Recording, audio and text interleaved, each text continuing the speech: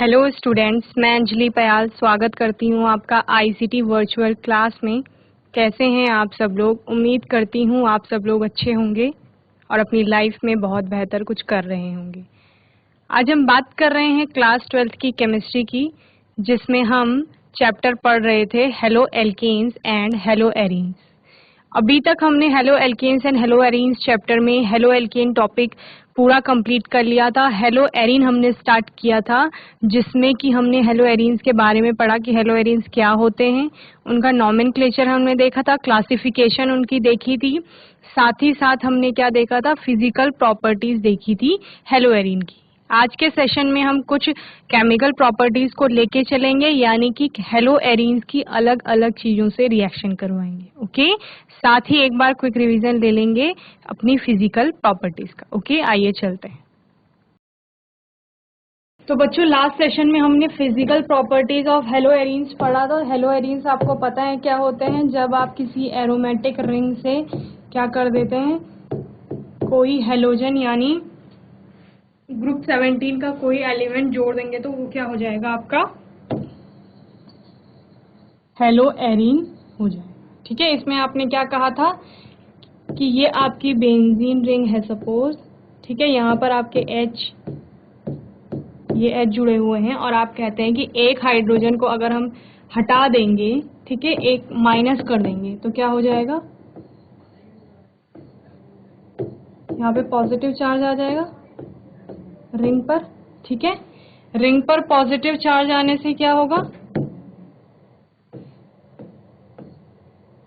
Then आप क्या करेंगे, माइनस प्लस एक्स करेंगे, और एक्स अपने आप में कैसा होता है, निगेटिव, तो ये इस पोजीशन पे चला जाएगा। ओके, तो ये आपका क्या बन गया, हेलो एरीन बन गया। ओके, तो इस तरह से आप हेलो एरीन को बता रहे थे। फिर आपने क्या कहा था कि क्लासिफिकेशन हेलो एरीन्स की क्या है, 3 तरह से क्लासिफाई कर रहे थे, मोनो हेलोजन में, डाई हेलोजन में एंड पॉली हेलोजन में। ओके, नॉमेनक्लेचर आपने क्या बोला कि पोजीशन आपने बताई थी हेलोजन एटम के रिस्पेक्टिव में, यानी अगर कोई ग्रुप जुड़ रहा है कहीं पर, सपोज ये ग्रुप यहाँ पे जुड़ रहा है और इसके रिस्पेक्टिव में हमने दूसरे ग्रुप की पोजीशन देखनी है, तो यहाँ पर अगर कोई ग्रुप है इन दो पोजीशन, इस एक्स के बगल वाले जो दो प्लेसेस हैं, अगर यहाँ पर इन पोजीशन पे कोई भी ग्रुप जुड़ा है तो उसको ऑर्थो नाम देंगे। ठीक है, ऑर्थो के जस्ट बगल में क्या होगा, आपका मेटा होगा, और इस एक्स के ठीक ऑपोजिट जो पोजीशन होगी that is your para position. Okay, ये हमने बोला था। अब ये एक्स आपका किसी भी पोजीशन में हो सकता है, यहाँ हो सकता है, यहाँ किसी भी पोजीशन पे हम एक्स को जोड़ सकते हैं, क्योंकि सारे कार्बन आपके क्या होते हैं, sp2 हाइब्रिडाइज्ड होते हैं। ओके, देन उसके रिस्पेक्टिव में अगर आपका यहाँ पर एक्स बॉन्ड है तो इसके रिस्पेक्टिव में क्या होगा,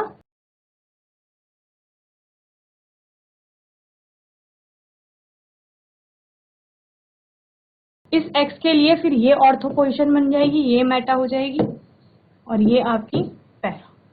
ओके, इस तरह से हम देख रहे थे। तो आप ऐसे ही अलग अलग, अगर यहाँ पर एक्स है तो फिर ये दोनों ऑर्थो पोजीशन हो जाएंगी, ये आपकी मेटा हो जाएगी, और इसके ठीक ऑपोजिट ये पोजीशन है तो यहाँ पर पैरा हो जाएगा। ओके, ये हमने पढ़ लिया था।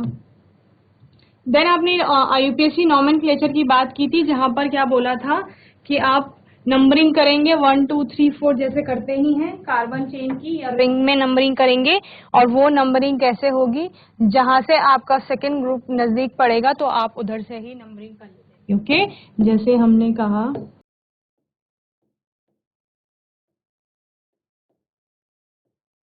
ये आपका ग्रुप है। ठीक है, तो आप क्योंकि दोनों ही ब्रोमीन है तो आप यहाँ से भी नंबरिंग कर सकते हैं, यहाँ से भी कर सकते हैं, यानी इसको भी 1 ले सकते हैं, इसको भी 1 ले सकते हैं। लेकिन अब डिपेंड करता है कि अगर आप इसको 1 ले रहे हैं, ठीक है, यहाँ से 1 ले रहे हैं, तो फिर आप कौन सा रूट फॉलो करेंगे। ओके, यानी इसको 2 मानेंगे या इसको 2 मानेंगे।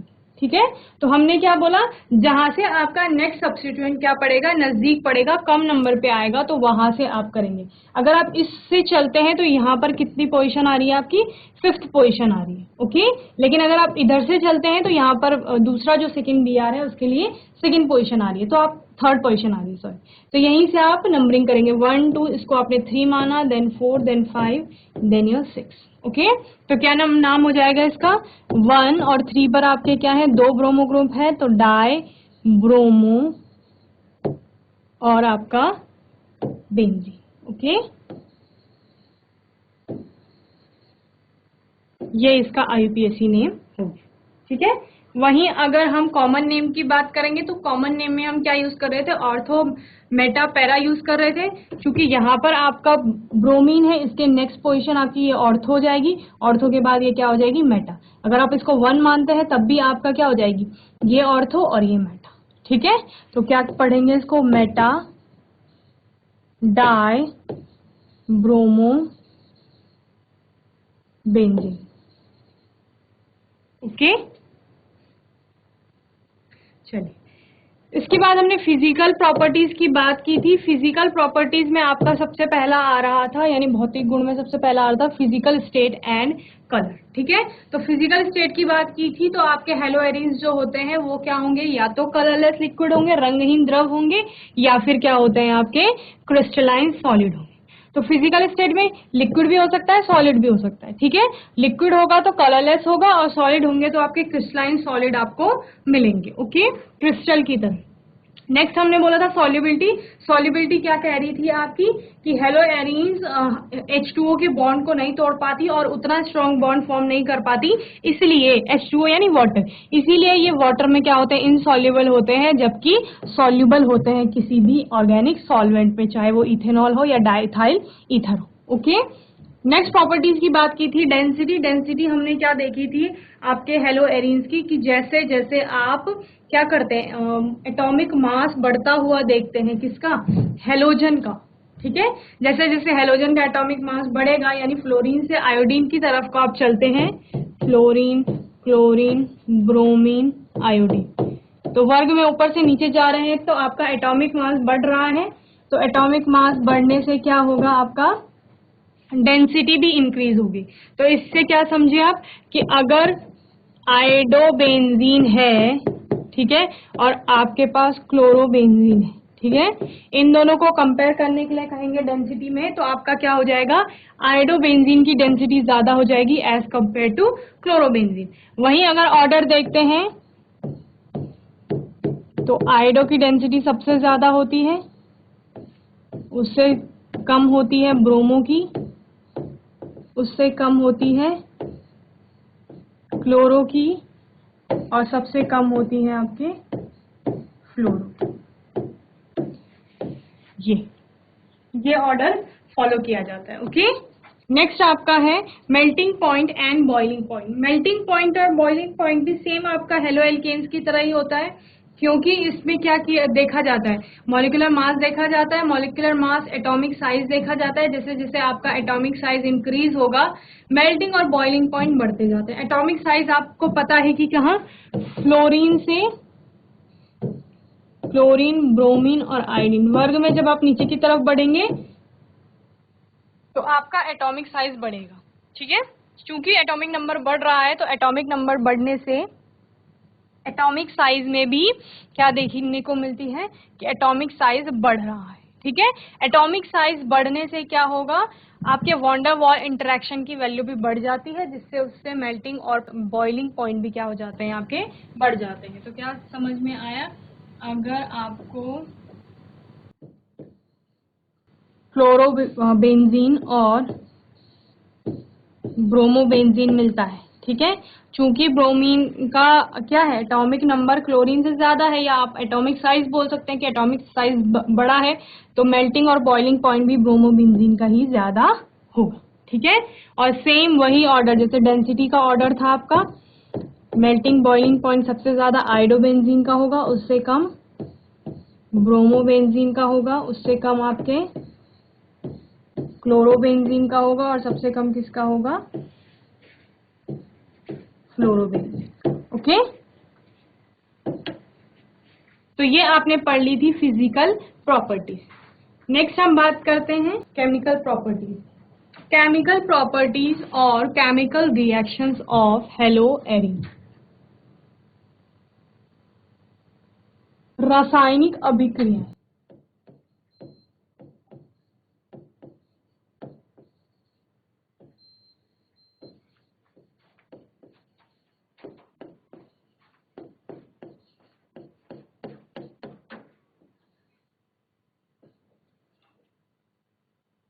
जिस तरह से आपने हेलो एल्केन की क्या देखी थी, केमिकल प्रॉपर्टीज देखी थी, किस सबसे पहले आपने क्या देखा था, न्यूक्लियोफिलिक सब्स्टिट्यूशन रिएक्शन देखी थी। ओके, जहां पर आपने क्या बोला था कि जो आपके हेलो एल्कीन होते हैं वो न्यूक्लियोफिलिक सब्स्टिट्यूशन रिएक्शन देते हैं, और दो तरह से सब्स्टिट्यूशन रिएक्शन होती हैं, एक SN1 मैकेनिज्म से, एक SN2 मैकेनिज्म से। ठीक है, बहुत अच्छे से आपने SN1 और SN2 मैकेनिज्म को पढ़ा था।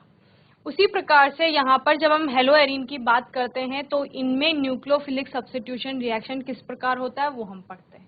ठीक है, आपका जो हेलो एरीन्स होते हैं उनमें न्यूक्लियोफिलिक सब्स्टिट्यूशन रिएक्शन बहुत कम देखने को मिलता है, या फिर ये क्या करते हैं, बहुत लेस रिएक्टिव होते हैं किसके प्रति, आपके न्यूक्लियोफिलिक सब्स्टिट्यूशन रिएक्शन के प्रति, और इसके अलग अलग रीजन आपको देखने को मिलते हैं। तो न्यूक्लियोफिलिक सब्स्टिट्यूशन रिएक्शन आपका होता क्या था कि आपका कोई ग्रुप होगा, जैसे हेलो एरीन की बात कर रहे हैं तो क्या होगा, ये होगा बेंजीन रिंग पे आपका X होगा, इस पर आपको क्या कराना है, न्यूक्लियोफाइल को अटैक कराना है। ओके, न्यूक्लियोफाइल का अटैक कब होगा, सब्स्टिट्यूशन में क्या होता है, एक ग्रुप आपका निकल के जाएगा, ठीक है, और एक ग्रुप क्या करता है आपका ऐड होता है। तो हम क्या मानते हैं, यहां से X निकलेगा, -X होगा और प्लस क्या होगा, न्यूक्लियोफाइल होगा।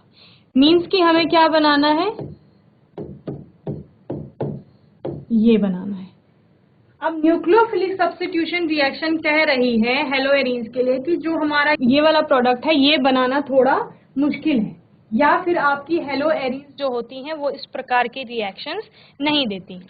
तो इसके अलग अलग आपके 3 रीजंस आते हैं। ठीक है, nucleophilic substitution reaction, the halogen atom is in haloarene is formally linked to the benzene ring. ठीक है, क्या कह रहे हैं कि जो आपका हेलोजन एटम है किसमें, हेलो एरीन में, वो क्या कर रहा है, formally link to the benzene ring से जुड़ा हुआ है, एंड इज रेजोनेंस स्टेबलाइज्ड, और कैसा है वो, रेजोनेंस स्टेबलाइज्ड। ठीक है, अनुनाद वहां पर आपको देखने को मिलता है। As a result nucleophiles like OHCN etcetera cannot easily displace the halogen atom. ठीक है, तो आपका जो न्यूक्लियोफाइल होगा, क्या कह रहे हैं कि यहां पर आपकी बेंजीन रिंग होगी, ये X जुड़ा हुआ है इसमें, ओके, और आपका सपोज कोई भी न्यूक्लियोफाइल है, यहां पर हम OH ले रहे हैं, तो ये OH क्या कर रहा है, इसको डिस्प्लेस नहीं कर पा रहा है, X को डिस्प्लेस नहीं कर पा रहा है, यही हम कह रहे हैं। ठीक है, in comparison to haloalkanes, haloarenes are substantially less reactive towards nucleophilic substitution reaction. यानी क्या कह रहे हैं कि जहां आप RX की बात कर रहे थे, RX प्लस NU कर रहे थे, तो आपका इजीली क्या बन रहा था, न्यूक्लियोफाइल अटैक कर रहा था। ठीक है, जबकि आपका हेलो एरीन के केस में ऐसा नहीं हो पाता है। ठीक है, ये लेस रिएक्टिव होते हैं towards nucleophilic substitution reaction. However they can be compelled to undergo nucleophilic substitution reactions under drastic condition. ठीक है, ऐसा भी माना जा रहा है कि अगर कोई ड्रास्टिक चेंज किया जाए या ऐसी कंडीशंस लगाई जाएं, ठीक है, हम अभी तक क्या कह रहे थे कि नॉर्मल जो टेम्परेचर है या नॉर्मल कंडीशन रखी जा रही हैं उनमें आपका हेलो एरीन क्या होगा, लेस रिएक्टिव होगा, किसके लिए, न्यूक्लियोफिलिक सब्स्टिट्यूशन रिएक्शन के लिए, या न्यूक्लियोफाइल नॉर्मल कंडीशंस में क्या नहीं कर पाएगा, आपका हेलो एरीन से हेलोजन एटम को डिस्प्लेस नहीं कर पाएगा या उसको वहां से हटा नहीं पाएगा। लेकिन जब ड्रास्टिक कंडीशंस लाई जाती हैं या कुछ अलग तरह से एक्स्ट्रा टेम्परेचर दिया जाए या फिर प्रेशर अप्लाई किया जाए, इस तरह से अलग अलग कंडीशंस लाई जाएंगी, तो उनमें हो सकता है कि आपका हेलो एरीन क्या है, न्यूक्लियोफिलिक सब्स्टिट्यूशन शो करे या फिर आपका न्यूक्लियोफाइल वहां पर जुड़ जाए। ठीक है, ऐसा बताया जा रहा है। देन अभी हम देखते हैं कि कौन कौन से आपके रीजंस हैं जिनकी वजह से क्या हो रहा है कि आपका न्यूक्लियोफाइल सब्स्टिट्यूशन रिएक्शन नहीं हो पा रही।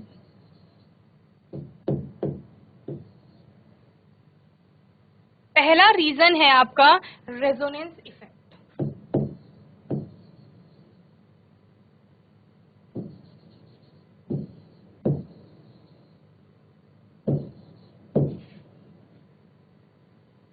ओके, किस चीज के रीजन है? Reason for low reactivity of haloarenes. Okay, किस लिए जो आपके हेलो एरीन्स है वो लेस रिएक्टिव है न्यूक्लियोफिलिक सब्स्टिट्यूशन रिएक्शन में, उसके रीजन हम देख रहे हैं। सबसे पहले आता है आपका resonance effect. Okay, resonance effect क्या कहता है आपका कि कंजुगेशन होता है यहाँ पर, जिसकी वजह से आपका क्या हो रहा है, रेजोनेंस इफेक्ट देखने को मिल रहा है। रेजोनेंस किस वजह से आ रहा है? जैसे हमने यहाँ पर Cl को ऐड करा दिया, ठीक है, यानी कोई X आपका जुड़ गया यहाँ पे। Cl क्या कर, आपको याद होगा Rx में हम क्या कह रहे थे, जब Rx था जब, वहां पर हम क्या कह रहे थे कि अगर आपका CX बॉन्ड है बन रहा है, ठीक है, किसमें, हेलो एल्केन में जो CX बॉन्ड था, जब हम उसको तोड़ रहे थे तो हम क्या कह रहे थे कि यहाँ पर आपका पॉजिटिव चार्ज आ जाएगा, इसमें निगेटिव चार्ज आ जाएगा। जो आपके क्या थे इलेक्ट्रॉन थे वो शिफ्ट हो रहे थे किसकी तरफ को, X की तरफ को। ओके, ऐसा हम मान रहे थे कि इजीली जो कार्बन क्या कर रहा है, इलेक्ट्रॉन्स को डोनेट कर रहा है या शिफ्ट कर रहा है किसकी तरफ को, X की तरफ को, जिस वजह से पार्शियल पॉजिटिव और निगेटिव चार्ज वहां पर आ रहा था। ठीक है, लेकिन हेलो एरीन के केस में आपका ऐसा नहीं होता है। ठीक है, हेलो एरीन के केस में क्या होता है कि यहाँ पर एक तो सिंगल बॉन्ड से जुड़े हुए हैं और बाकी आपके क्या है, पाई इलेक्ट्रॉन्स है। ये पाई इलेक्ट्रॉन्स हो गए, उसके बाद सिंगल बॉन्ड हो गया, देन यहाँ पर डबल बॉन्ड हो गया। इसकी वजह से क्या आ रहा है, रेजोनेंस आ रहा है। ठीक है, क्या कह रहे हैं, लोन पेयर ऑफ इलेक्ट्रॉन, उसके बाद single bond, then double bond, यानी पाई इलेक्ट्रॉन। इसकी वजह से आपको रेजोनेंस देखने को मिलता है, कंजुगेशन वहां पर हो रहा है। या आप कह सकते हैं कहीं पर डबल बॉन्ड आएगा, उसके बाद सिंगल बॉन्ड आएगा, उसके बाद फिर डबल बॉन्ड आएगा, तब भी आपको क्या देखने को मिलता है, रेजोनेंस या कंजुगेशन देखने को मिलता है। इस वजह से आपका क्या होता है कि अगर अब आपको क्या करना होगा, ये क्लोरीन का बॉन्ड यहां पर तोड़ना है हेलो एरीन में, यहां पर ये बॉन्ड आपको तोड़ना है, तो यहां पर क्या लाना है, आपको पॉजिटिव चार्ज लाना है। ठीक है, तो इस तरह से आपका नेक्स्ट स्ट्रक्चर क्या होगा, चूंकि आपका ये वाला बॉन्ड टूटा है, कौन सा वाला, ये डबल बॉन्ड। ठीक है, इस डबल बॉन्ड को तोड़ने से यहां कार्बन पे क्या आ जाएगा, डबल बॉन्ड आ जाएगा।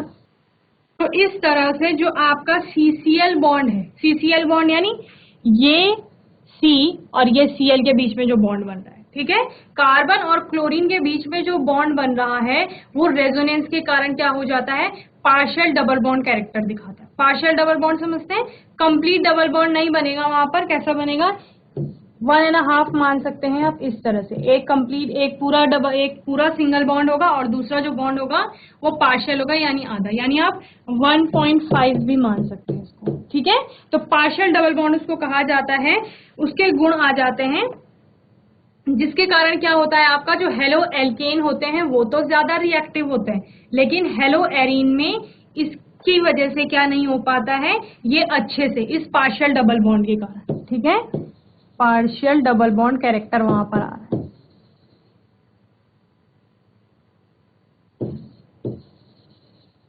इस पार्शियल डबल बॉन्ड कैरेक्टर के कारण जो आपके हेलो एरीन्स हैं वो न्यूक्लियोफिलिक सब्स्टिट्यूशन रिएक्शन नहीं दे रहे। क्या समझ में आया, रेजोनेंस इफेक्ट होगा। रेजोनेंस इफेक्ट आपका किसके कारण हो रहा है, जो आपके ये ऑल्टरनेट क्या है, लोन पेयर ऑफ इलेक्ट्रॉन बोल सकते हैं, और फिर पाई इलेक्ट्रॉन्स आपके आ रहे हैं, उनके कारण कंजुगेशन हो रहा है, जिससे रेजोनेंस इफेक्ट देखने को मिल रहा है। जिसके बाद क्या हो रहा है कि कार्बन, ये वाला जो कार्बन है और Cl के बीच में क्या आ रहा है, पार्शियल डबल बॉन्ड कैरेक्टर आ रहा है। उस पार्शियल डबल बॉन्ड के कारण ही क्या हो रहा है, जो आपके हेलो एरीन है, ठीक है, उनमें X इजीली डिस्प्लेस नहीं हो पा रहा है। यानी जब ये Cl निकलेगा ही नहीं तो आपका वहां पर न्यूक्लियोफाइल अटैक कैसे कर पाएगा। जैसे आपने Rx में क्या बोला था, एल्काइल हैलाइड में आपने क्या बोला था कि यहां पर इजीली आपका X हट जाता है, R पॉजिटिव बना लेता है, ठीक है, देन न्यूक्लियोफाइल के लिए इजी हो जाता है अटैक करना, तो क्या बन जाता है, RNU बन जाता है, ये आप कह रहे थे। लेकिन इस केस में आपका हेलो एरीन के केस में रेजोनेंस के कारण डबल बॉन्ड आ गया है और डबल बॉन्ड को तोड़ना अब ज्यादा क्या हो जाएगा, मुश्किल हो जाएगा, ठीक है। और फिर आप क्या कहते हैं, जैसे जैसे बॉन्ड लेंथ बढ़ती है, बॉन्ड लेंथ बढ़ जाती है तो इजी हो जाता है किसको तोड़ना, बॉन्ड को तोड़ना। बॉन्ड लेंथ कम है तो उसकी स्ट्रेंथ बढ़ जाती है, बॉन्ड लेंथ कम होने की वजह से स्ट्रेंथ बढ़ गई है तो अभी आप बॉन्ड को इजीली ब्रेक नहीं कर पाएंगे। जब आप CCl बॉन्ड को, इस बॉन्ड को ब्रेक नहीं कर पाएंगे तो फिर आप यहाँ पर न्यूक्लियोफाइल का अटैक भी नहीं करवा पाएंगे। ओके, तो ये आपका क्या था, पहला रीजन। जल्दी से नोट करेंगे फिर आगे देखेंगे। ओके,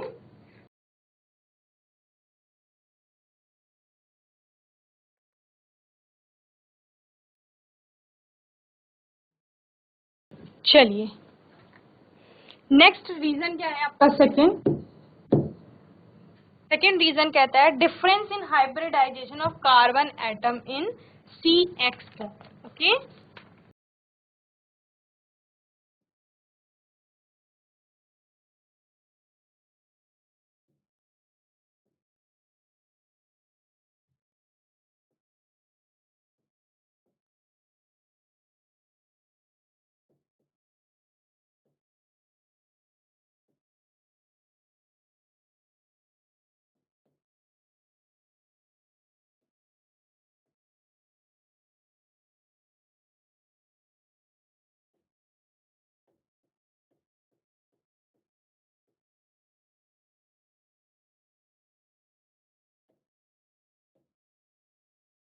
यानी क्या समझ में आया, आपको याद होगी क्लासिफिकेशन जब हम देख रहे थे हेलो एल्कीन्स की, तो हमने क्या कहा था, एक क्लास ऐसी आ रही थी जो हाइब्रिडाइजेशन अल्फा कार्बन के हाइब्रिडाइजेशन पे निर्भर कर रही थी, जहां पर आपने बोला था कि एक क्लास आपकी आएगी sp2 हाइब्रिडाइज्ड की और दूसरी आएगी sp3 हाइब्रिडाइज्ड की। ओके, sp2 हाइब्रिडाइज्ड कौन से थे, जो डबल बॉन्ड से जुड़ रहे थे, ठीक है, अल्फा कार्बन जहां पर आपका डबल बॉन्ड से जुड़ रहा था वहां पर आप कह रहे थे कि sp2 हाइब्रिडाइजेशन है, और जहां पर आपका कार्बन चारों तरफ से सिंगल बॉन्ड से जुड़ रहा था तो उसको आपने क्या बोला कि ये sp3 हाइब्रिडाइज्ड। ओके, तो आप क्या देखते हैं हेलो एल्केन के केस में,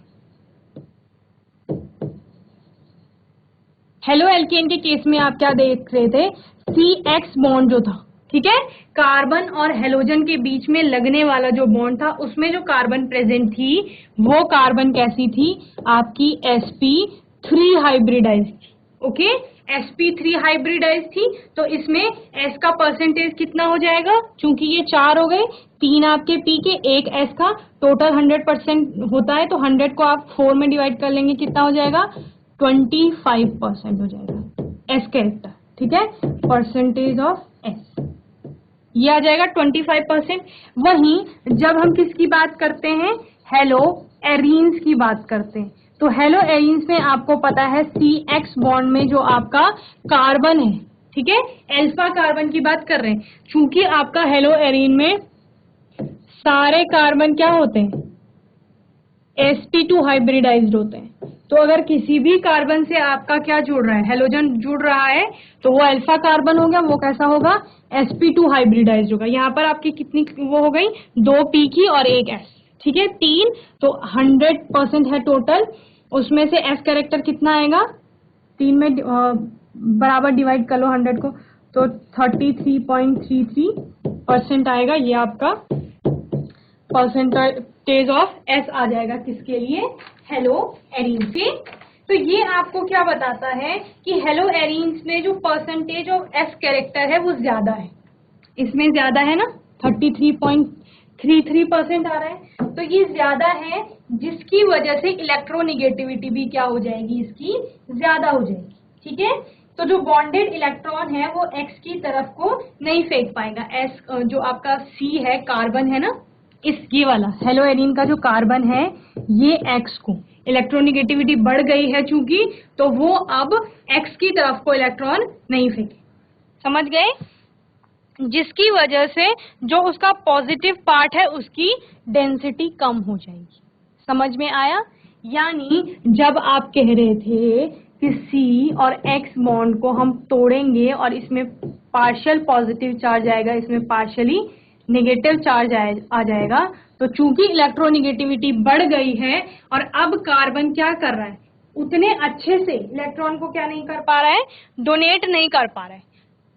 पॉजिटिव चार्ज कार्बन पे क्यों आ रहा था? क्योंकि वो एक्स की तरफ को शिफ्ट कर रहा था इलेक्ट्रॉन को। ठीक है, डोनेट करना नहीं बोलेंगे, शिफ्ट करना बोलेंगे कि आपका इलेक्ट्रॉन कार्बन से एक्स हेलोजन की तरफ को शिफ्ट हो रहे थे, जिसकी वजह से पार्शियल कार्बन पर पार्शियल पॉजिटिव चार्ज आ रहा था। चूंकि हम कह रहे हैं कि इलेक्ट्रोनिगेटिविटी एस कैरेक्टर के परसेंटेज के बढ़ने के साथ साथ क्या हो गई है, बढ़ गई है। इलेक्ट्रोनिगेटिविटी बढ़ने से अब यह कार्बन, ये जो कार्बन है हेलोएरिन का, ये इलेक्ट्रॉन को उतने अच्छे से एक्स की तरफ को शिफ्ट नहीं कर रहा है, तो कार्बन पे आपका पॉजिटिव चार्ज उतना अच्छे से नहीं आएगा। ठीक है, तो जब कार्बन पे पॉजिटिव चार्ज नहीं आएगा, यानी रिंग पे आपके पॉजिटिव चार्ज नहीं आएगा हेलोएरिन के केस में, तो आपका वहां पर न्यूक्लियोफाइल का अटैक नहीं हो पाएगा। न्यूक्लियोफाइल का अटैक का ही तो रीजन पढ़ रहे हैं हम कि न्यूक्लियोफाइल का अटैक क्यों नहीं हो पा रहा है, तो इसी वजह से नहीं हो पा रहा है। क्यों? क्योंकि sp2 हाइब्रिडाइजेशन वहां पर है, CX बॉन्ड हम देख रहे हैं, कार्बन आपका sp2 हाइब्रिडाइज्ड है, जहां पर कि s percentage of s character ज्यादा आपको मिल रहा है, जिसकी वजह से कार्बन पे इलेक्ट्रोनिगेटिविटी क्या हो गई है, बढ़ गई है। या आप क्या कहेंगे कि जो कार्बन है वो अब उतने अच्छे से इलेक्ट्रॉन्स को शिफ्ट नहीं कर पा रहा है, किसकी तरफ को, हेलोजन की तरफ को, और क्योंकि आपका इलेक्ट्रॉन शिफ्ट नहीं हो रहे हैं, कार्बन से दूर नहीं हो रहे, तो पार्शियल पॉजिटिव चार्ज नहीं आ पा रहा है उतने अच्छे से, और जब तक पॉजिटिव चार्ज उस पर डेवलप नहीं होगा तब तक न्यूक्लियोफाइल का अटैक करना थोड़ा मुश्किल हो जाएगा, या क्या हो जाएगा, पॉसिबल नहीं होगा। ठीक है, तो इस वजह से भी आपका ये न्यूक्लियोफिलिक सब्स्टिट्यूशन रिएक्शन नहीं दे रहे हैं। ठीक है, जल्दी से सेकंड रीजन नोट करेंगे, उसके बाद हम अपना थर्ड और लास्ट रीजन देखते हैं, nucleophilic substitution reaction less reactive क्यों है उसके लिए। ओके, थर्ड रीजन आपका क्या कहता है, इनस्टेबिलिटी ऑफ फिनाइल कटायन।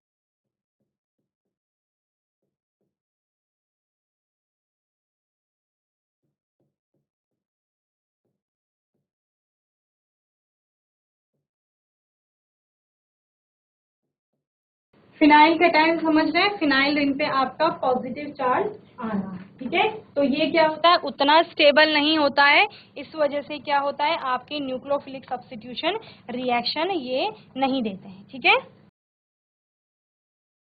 तो क्योंकि आपका स्टेबिलिटी की तरफ रिएक्शन नहीं जा रही है, तो पॉसिबल नहीं है आपका क्या करना, जो आपका जैसे SN1 में आप देख रहे थे कैटायन बन रहा था। ठीक है, SN1 मैकेनिज्म में आपने क्या देखा था, कार्बोकैटायन फॉर्म हो रहे थे आपको, जिसको आप क्या कह रहे थे, इंटरमीडिएट कह रहे थे। देन आपके इस कार्बोकैटायन पे आपका न्यूक्लियोफाइल अटैक कर रहा था और रिएक्शन क्या हो रही थी, कंप्लीट हो रही थी, ये आपके SN1 मैकेनिज्म। ठीक है, तो जब यहाँ पर कैटायन आपका स्टेबल है ही नहीं, फिनाइल कैटायन जिसे आप बोल रहे हैं, ठीक है, यानी ऐसे आपका X होगा, और जब X टूटेगा तो आप क्या मानते हैं कि यहाँ पर इस तरह से पॉजिटिव चार्ज आ जाएगा, यही आपका फिनाइल कैटायन होगा। ठीक है, तो ये स्टेबल नहीं है, चूंकि स्टेबल नहीं है, न्यूक्लियोफाइल का अटैक वहां पर पॉसिबल नहीं है, इस वजह से ये भी एक रीजन बनता है किसका, आपका जो न्यूक्लियोफिलिक सब्स्टिट्यूशन रिएक्शन है उनके प्रति हेलोएरिन का लेस रिएक्टिव होने का रीजन है। तो तीन रीजन हमने यहाँ पर देखे, क्या क्या देखा, फर्स्ट आपने कहा कि रेजोनेंस इफेक्ट होता है, सेकंड आपका क्या होता है कि जो कार्बन है वो sp2 हाइब्रिडाइज्ड है, इस वजह से s कैरेक्टर बढ़ रहा है, इलेक्ट्रोनिगेटिविटी बढ़ रही है, और थर्ड रीजन आपने बोला कि इनस्टेबिलिटी होती है या अनस्टेबल होते हैं आपके फिनाइल कैटायन। ओके, तो बच्चों, आज मैंने आपको एक बार फिर से फिजिकल प्रॉपर्टीज को समझाया है हेलोएरीन का। होपफुली आपको अच्छे से समझ में आया होगा। देन हमने केमिकल प्रॉपर्टीज स्टार्ट की, जिसमें कि सबसे पहले न्यूक्लियोफिलिक सब्स्टिट्यूशन रिएक्शन की बात की, और आपने बोला कि मैम जो आपके न्यूक्लियोफिलिक सब्स्टिट्यूशन रिएक्शंस होते हैं किसके, हेलोएरीन्स के, तो हेलोएरीन उनके प्रति क्या होता है, कम रिएक्टिव होता है या कम अभिक्रियाशील होता है, जिसके हमने क्या पढ़े, 3 रीजंस पढ़े। क्या क्या कारण थे लेस रिएक्टिव होने के। पहला आपने बोला कि चूंकि बेंजीन रिंग में क्या है, आपके पाई इलेक्ट्रॉन्स हैं, या आप बोलेंगे कि जो आपका हेलोएरीन है, ठीक है, उसमें आपको कंजुगेशन देखने को मिलता है, जिससे रेजोनेंस इफेक्ट आ रहा है, जिसकी वजह से आपका वहां पर पार्शियल डबल बॉन्ड कैरेक्टर आ रहा है, जिसके कारण न्यूक्लियोफाइल का अटैक करना पॉसिबल नहीं हो पा रहा है। ठीक है। सेकेंड रीजन आपने क्या पढ़ा कि जो CX बॉन्ड है वहां पर, उसमें कार्बन जो है वो sp2 हाइब्रिडाइज है। sp2 हाइब्रिडाइज होने के कारण उसमें क्या है, s कैरेक्टर ज्यादा है, इलेक्ट्रोनेगेटिविटी बढ़ रही है, तो कार्बन आपका पार्शियल पॉजिटिव नहीं हो पा रहा है, या आप क्या बोलेंगे कि कार्बन उतने अच्छे से जो आपका हेलोजन है उसके साइड को इलेक्ट्रॉन शिफ्ट नहीं कर पा रहा है, तो पॉजिटिव चार्ज नहीं आएगा, तो न्यूक्लियोफाइल अटैक नहीं कर पाएगा। ओके। थर्ड रीजन हमने क्या पढ़ा कि जो आपका फिनाइल कैटायन बनेंगे वो उतना स्टेबल नहीं होते हैं, चूंकि वो स्टेबल नहीं हो रहे हैं, अस्थायी हो रहे हैं, तो इस वजह से आपका रिएक्शन आगे प्रोसीड नहीं कर पाएगी। ठीक है। तो होपफुली आपको यहाँ तक अच्छे से समझ में आ गया होगा। आगे हम कुछ और केमिकल प्रॉपर्टीज को पढ़ेंगे, और देन आपका हेलोएरीन्स भी यहाँ पर क्या हो जाएगा, समाप्त हो जाएगा। ओके। अगर आपके कोई डाउट है, क्वेश्चन है, तो वो आप नेक्स्ट सेशन में पूछ लेंगे। तब तक के लिए ICT वर्चुअल क्लास से जुड़ने के लिए धन्यवाद।